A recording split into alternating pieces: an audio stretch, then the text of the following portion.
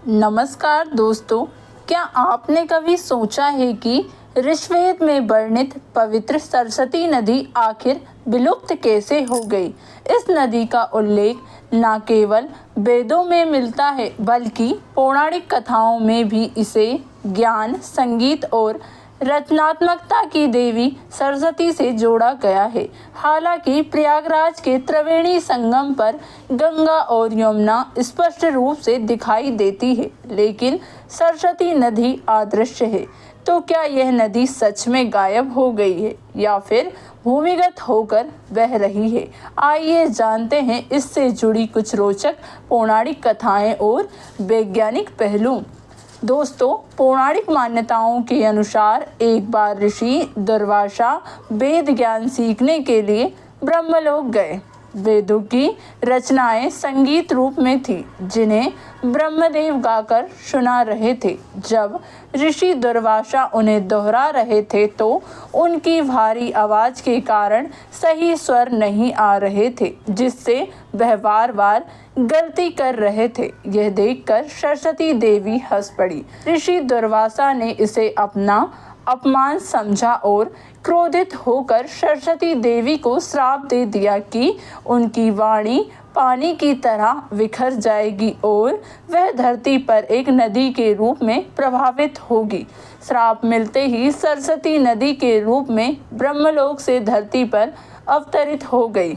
दूसरी कथा के अनुसार ऐसा भी कहा जाता है कि महर्षि वेदव्यास सरस्वती नदी के किनारे बैठकर भगवान गणेश को महाभारत की कथा सुना रहे थे, लेकिन सरस्वती नदी के तेज प्रभाव के कारण उत्पन्न शोर से गणेश जी कथा ठीक से सुन नहीं पा रहे थे। महर्षि वेदव्यास ने सरस्वती नदी से विनती की कि वह अपना वेग कम कर ले ताकि वह कथा सुन सके, लेकिन सरस्वती देवी ने उत्तर दिया कि जल और ज्ञान को रोका नहीं जा सकता। इससे क्रोधित होकर वेदव्यास ने उन्हें श्राप दे दिया कि कलयुग में वह विलुप्त हो जाएगी और तभी पुनः प्रकट होगी जब भगवान विष्णु का कल की अवतार होगा।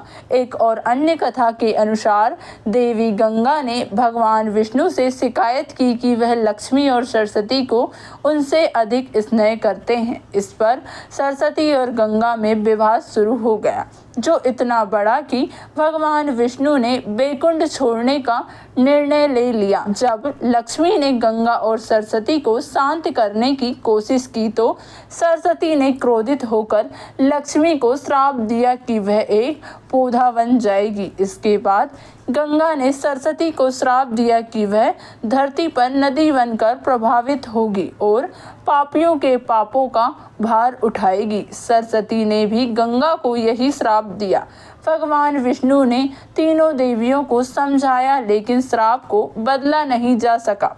समय के साथ सरस्वती नदी धरती पर अवतरित हुई और इसके जल के सेवन से ऋषियों और मुनियों की वेदों की रचना में सहायता की। पांडव और भीम की कथा।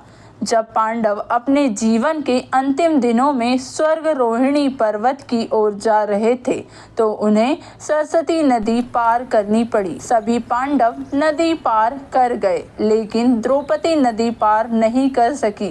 पांडवों ने मां सरस्वती से मार्ग देने की प्रार्थना की, लेकिन उन्होंने मना कर दिया।